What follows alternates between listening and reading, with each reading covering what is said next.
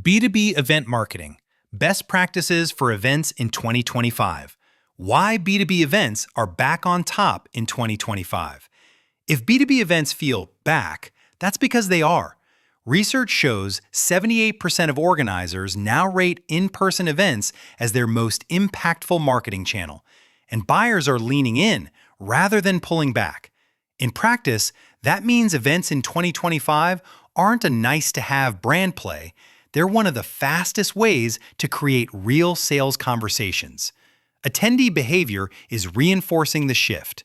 One dataset shows 53.9% of attendees plan to go to more in-person events in 2025 than in 2024, which means buying committees are literally traveling to evaluate vendors again.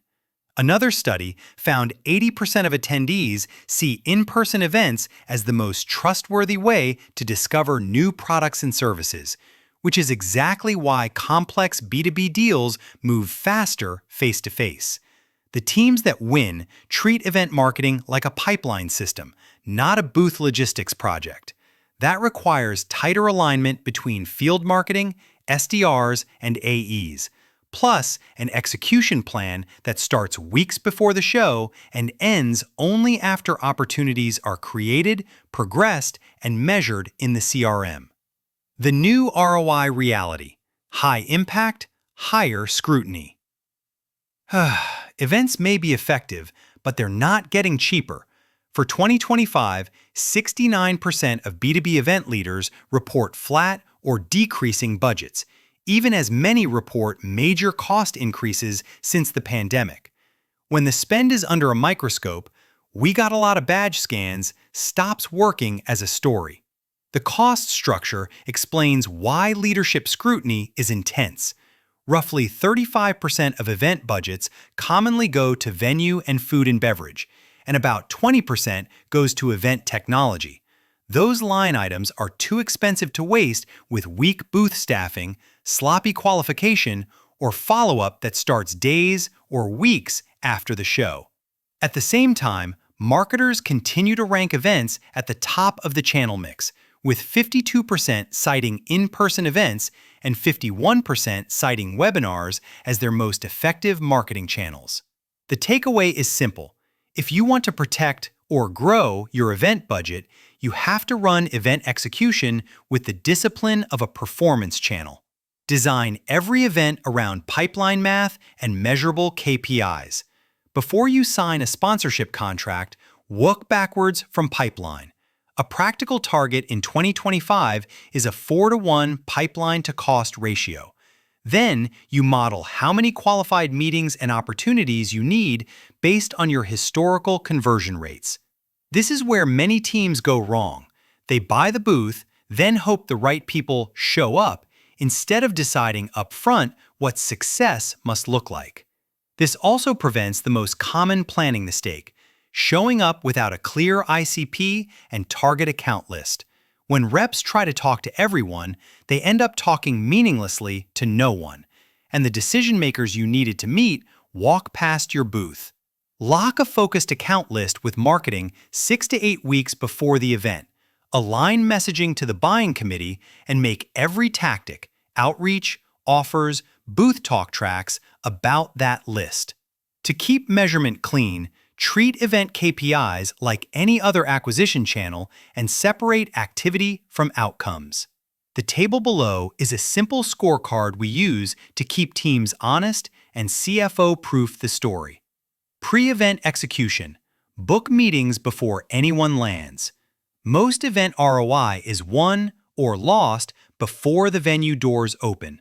For most B2B programs, the sweet spot is starting pre-event outreach 4 to 6 weeks out. And for enterprise, you often want 8 to 10 weeks to line up executive meetings, customer dinners, and partner touchpoints.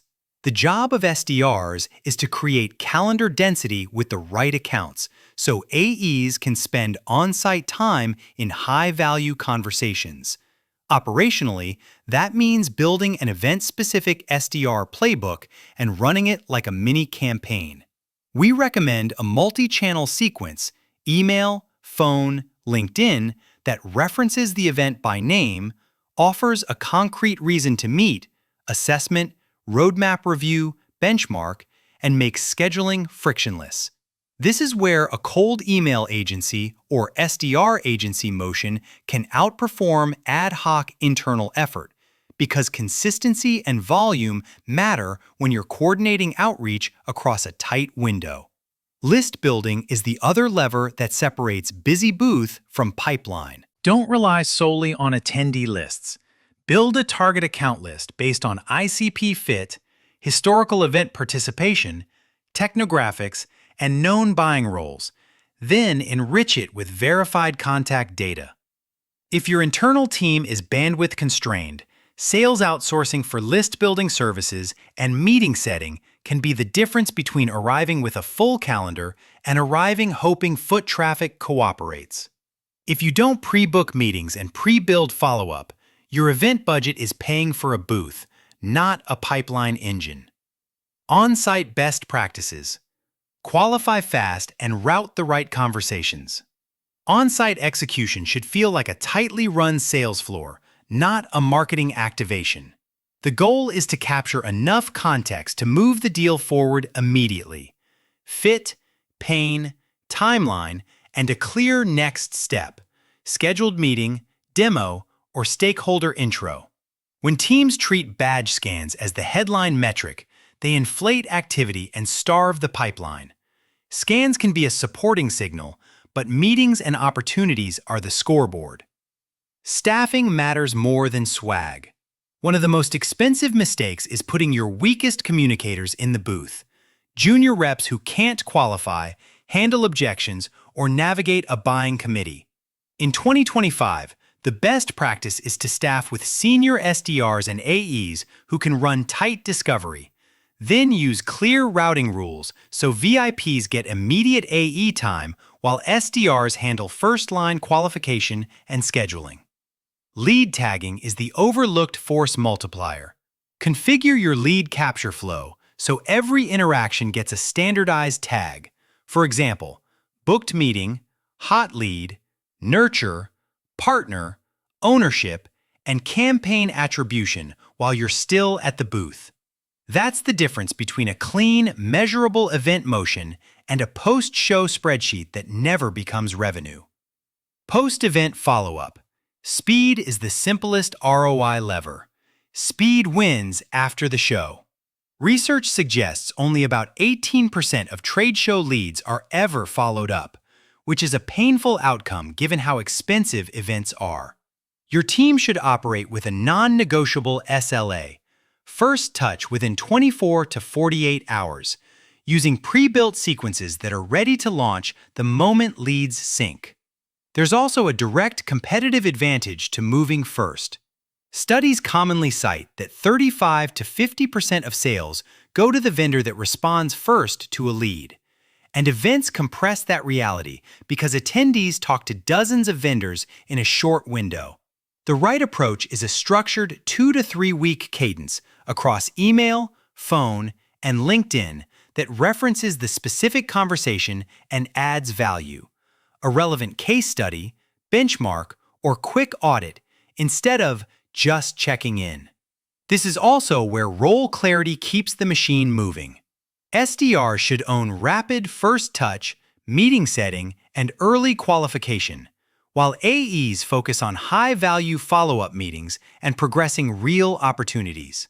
If you're using an outsourced sales team, align the handoff rules in advance so no lead stalls, and your B2B cold calling services or cold call services reinforce, not conflict with, AE outreach. Common challenges. The 5 mistakes that quietly kill event ROI. The first ROI killer is arriving without a tight ICP plan. When your team works the aisle with vague positioning, you end up with polite conversations that go nowhere and a pile of contacts who will never buy. The fix is simple but uncomfortable.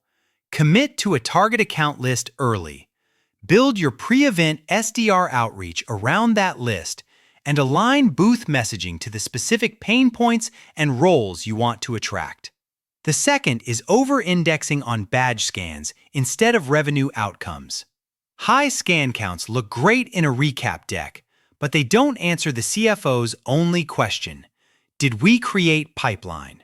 Shift the scorecard to meetings held, opportunities created, and pipeline influenced, and treat scans as an operational input, not the headline result. The third and most common failure is letting weeks pass before follow-up, often because leads live in CSVs and nobody owns them.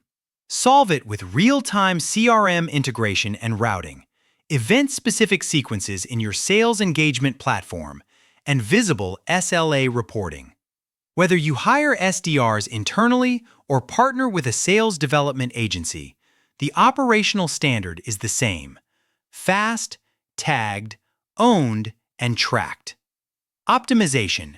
Build an event portfolio that scales with your team. Not every big show is the right show. Many teams in 2025 are shifting budget towards smaller field events, executive dinners, and tightly targeted conferences because they produce cleaner conversations and less noise. A focused portfolio, often 5 to 15 strong events per year for mid-market and enterprise teams, is usually easier to execute well than dozens of low-impact appearances.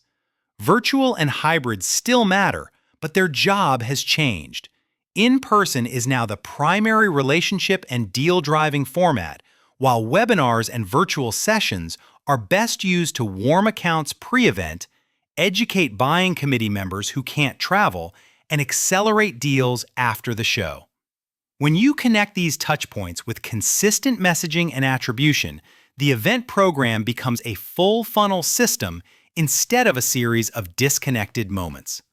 To scale without burning out the core team, treat event coverage as capacity planning. If your internal SDR bandwidth can't support list building, pre-event outreach, and post-event sequences at the same time, supplement with sales outsourcing from a B2B sales agency or SDR agency that can run the air cover motion. At SalesHive, we commonly plug in around key events to handle list building, outbound touches, and rapid follow-up, so internal AEs can focus on live selling and opportunity progression. Next steps: turn 2025 events into a predictable pipeline engine.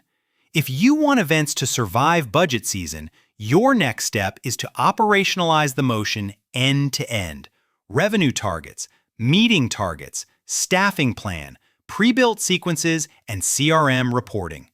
The fastest wins usually come from two changes: committing to pre-booked meetings and enforcing the 24 to 48-hour follow-up SLA. Those are process improvements, not creative breakthroughs, and they compound across every show you attend. From there, invest in instrumentation. Create standard event fields and campaign objects in your CRM so every lead and meeting is attributable to an event. Then report on cost per meeting, opportunity creation, pipeline influenced, and revenue. When you can show repeatable performance against a 4-to-1 pipeline to cost ratio, events stop being brand spend and start being a scalable acquisition channel you can manage like any other. Finally, be honest about where execution breaks. If your team can't consistently run outreach, B2B cold calling, and post-show follow-up while also handling day-to-day pipeline, consider adding specialized support, whether that's hiring, a cold calling agency, or an outsourced SDR pod. The goal isn't to do more events, it's to do the right events with a repeatable system that produces meetings, opportunities, and revenue.